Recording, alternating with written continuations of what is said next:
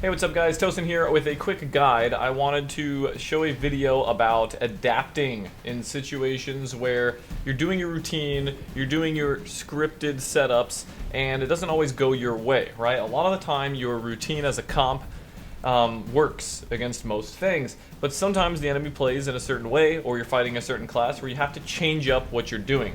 So in this video I just wanted to show an example of adapting mid-fight, recognizing a problem with your routine and changing it up mid-fight, because sometimes your routine just cannot work and you have to change something. So in this game we're fighting WLS and we're playing jungle cleave, right? So typically jungle cleave setup is the Pharaoh will stun the healer and then he'll trap the healer or Wyvern Sting or whatever, and it'll be like stun the healer into Hunter CC on the healer, maybe a fear from the priest, and that is your CC routine on the healer, right? Jungle cleave always does that to healers.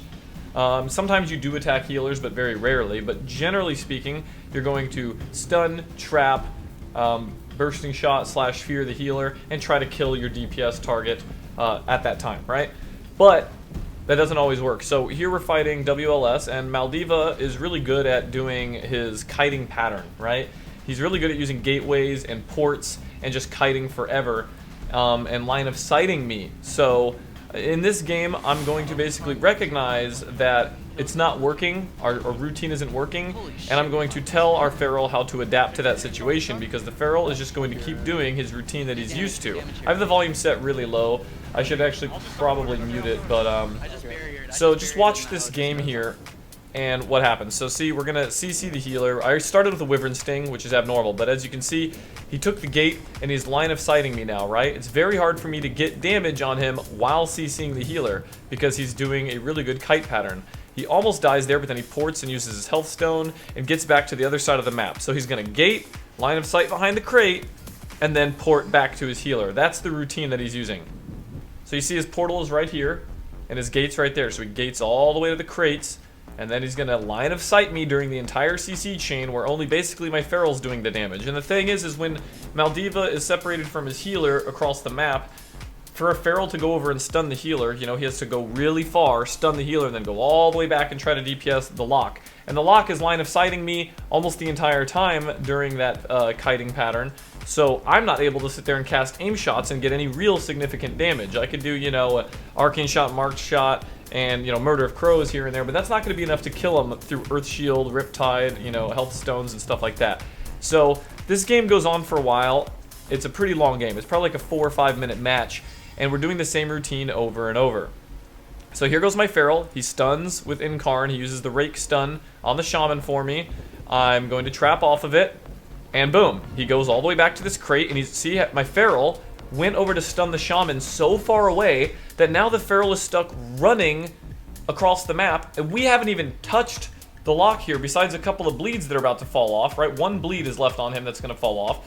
We aren't even able to touch the Warlock during most of our CC chain.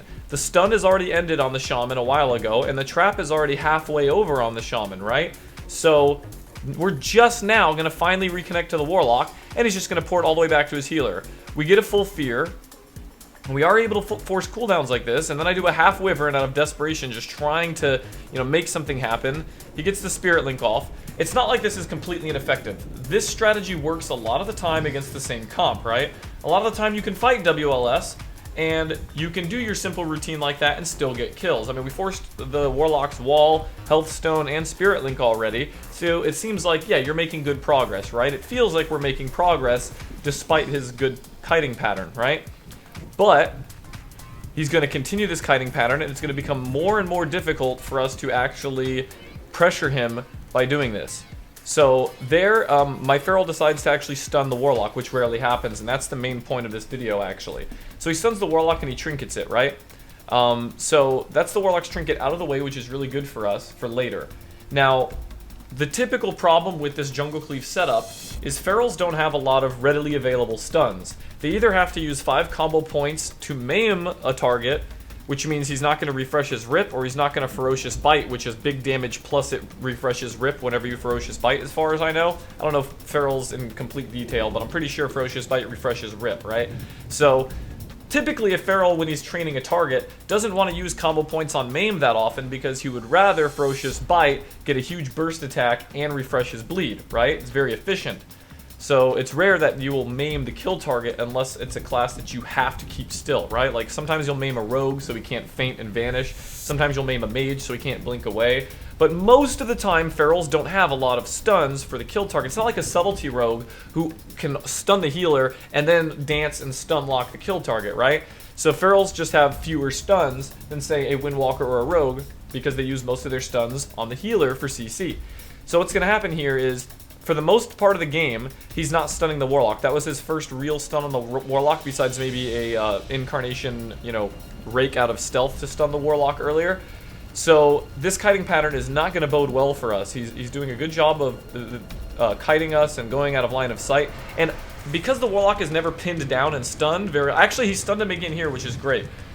So as you can see, because he stunned the Warlock, I'm able to actually sit there and cast aim shots on him for a few seconds while he's locked down, right? The only problem is he's stunning the Warlock when there's no CC on the healer. So stunning the Warlock when there's no CC on the healer isn't that good, because between Riptide and Earth Shield and just casted heals from the Shaman, he's going to be able to easily keep the Warlock alive even if we do stun him. So as this game goes on for a very long time, I even skipped through a bit. I'm going to skip through even more. So this is getting really scary for us. Our Priest is almost Yeah, Wyvern Sting, Fear, and then we're going to half-trap the Shaman. And despite this long CC chain on the healer, it was like a Maim, a Wyvern Sting, a Fear, a half-trap. We still can't touch the Warlock because of the way he's kiting. And now my pet's dead, I'm dying, I already used all my defensive cooldowns, my healer is running and we can tell, I'm basically saying in this match, I'm going to unmute now, and you can hear, I'm basically like, this is not working. We're falling behind and we're not getting their cooldowns fast enough to land a kill. So I'm going to tell my Feral mid-game, we need to change something, okay? Something needs to change here because this pattern is not working. Like, we forced some cooldowns, but it's not good enough because we're clearly losing momentum and we're losing our pressure, and now they're turning it back around on us. And once our Priest goes the pressure from an Affliction Warlock and a Warrior is just going to run us over. So I end up telling my Feral, we need to change something. I need you to, every time we CC the Shaman, I need you to stun the Warlock out in the open so I can like pelt him with aim shots, because that's the only way we're going to do enough damage in the CC chain to get a kill. If we allow the Warlock to run around, gate, hide behind a crate, port back during the CC chain on the Shaman, then we're not going to win. The only win condition here is to fully CC the Shaman and do maximum damage to the Warlock at the same time. You can't split those up. You can't stun the Warlock when the Shaman's not CC'd, because he'll just heal through it. And if you don't stun the Warlock while the Shaman CC'd, he'll just kite through it. Rather I can bash it. Kill this here. So that's why we're leaving, actually. So here, this is going to be my mid-game, I guess, conclusion right here. Lock in the open. Okay. We can't just retarded. I actually can't touch him. Yeah, we should have been. You actually need to just start using your stuns on the lock in the open. Okay. We can't just let him constantly kite and port and never get stunned once, so that's why we're leaving, actually. Because I can't ever, he's never, ever in my line, ever. I'd actually rather you just stun lock. Kill this here. Just, He spawned. Go lock. Go lock. Trapping him. Storm bolted. Kill him. This is our only go. Storm bolted. Okay, Into fear, okay? I need you to stun it. Yeah, do it. Stun him. Big fear. Stun the lock. Please stun the lock. Stunning. Okay, now, after the trap ended, we landed a full Fear, and he stunned the Warlock out in my line of sight. This is huge. Now I'm able to actually pump DPS Huge into a true shot. Huge damage. Damn it. I can kick Shaman. Kicked him. Wyverning. I don't care if it's half. Kill. Killed him. Wow. Boom. Wow. See how much damage we got just Holy in that stun? shit. That's all we need. Yeah, We changed that strat within seconds. But yeah, so there you go. Basically because I realized if I can't sit there and cast aim shots on, you know, the squishy cloth target out in the open, he's just going to keep surviving with his perfect kiting pattern. He's really good at it. Just noticing this in the middle of the match, like the Feral can't necessarily see things from my perspective. That's why I had to tell him, because he doesn't realize, you know, he's just doing his Feral routine. He's like, I got my bleeds up. I'm chasing the Warlock, you know, because I'm a fast cat. I'm chasing him behind the crate, and I'm doing damage, so what's the problem? So I realized that the Feral probably didn't notice how significant the stuns are for me as a marksman hunter, because I have to stand still and hit him with aim shots. And even during my true shot, I'm not able to do that if the Warlock's not stunned, because he's just constantly running circles around the crate, and then he's going to gate or port, and I can't touch him significantly enough to get a kill.